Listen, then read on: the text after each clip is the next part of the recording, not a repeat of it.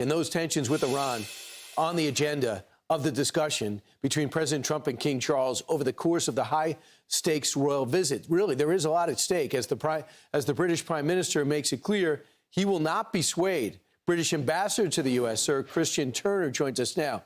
Ambassador, great to see you.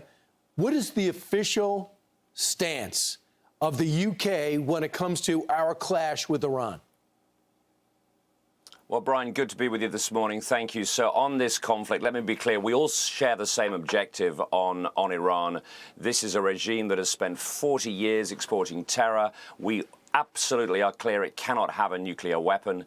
There was a disagreement originally about the preemptive start to the war, but since then the UK has been allowing its bases to be used for US bombers to make defensive strikes. We've had our planes flying alongside the rest of the defensive US systems in the region. More British fighters fighting every night, shooting down drones and missiles than we've had for something like 15 years. And of course, our deep intelligence work. So we want to see this war come to an end. The president's blockade to try and keep the pressure up and hopefully get a deal that opens the Straits of Hormuz for all of our economies. Because you agree that Iran has been a problem with the UK, too, the taking of the hostages, the constant terror, the killing of our troops. They were great fighting together in Iraq. You see it that way as well, right? Absolutely, Brian. I was the lead negotiator for the UK with Iran and spent a lot of time trying to keep them under pressure. We've sanctioned hundreds of individuals and entities. We've been at the forefront of trying to stop this regime exporting the threat that it does. As we just heard Secretary Rubio saying, that they're trying to control and dominate the region, and we can't allow that.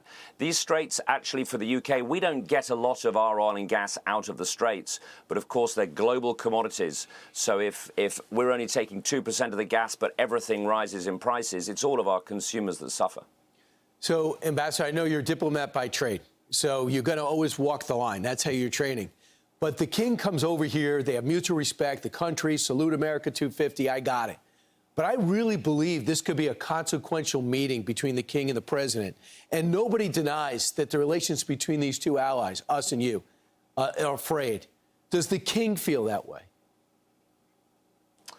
Well, look, this is an extraordinary and historic moment we're part of. And in my business, Brian, the politics, the diplomacy is actually personal. And you can see this affection between these four people, between His Majesty the King and the President. Of course, that was built on the President's deep affection for his mother, the late Queen. I've seen in person a portrait that hangs down at Mar-a-Lago of the Queen. You could see yesterday that very intimate tea they had together. I was down watching them see the White House beehive. No one was stung, I'm pleased to say. So actually at these moments, to bring together these individuals is very, very special. And of course, for this family, that goes back. I mean, the Queen had a lifelong love affair with this country. 4 state visits she made. The first one was the King's grandfather, King George VI. It's not unusual that we do these visits at times of international tension. He visited the first British monarch to step foot on American soil in 1939, just before the Second World War. And he gave what I think, Brian, is the best headline I've seen relating to these visits.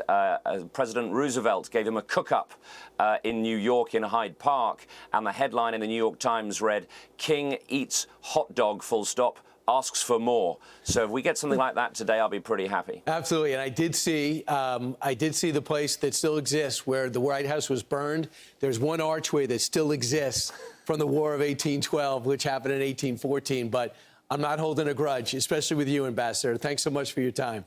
Well, Brian, we've had a few disagreements over the years, and it started with a little dispute in 1776, but we're still here. Right. Thank you. You got it. Thanks so much, sir. Appreciate it. Be sure to like and subscribe for all the Fox News latest on YouTube and catch full shows streaming now on Fox One.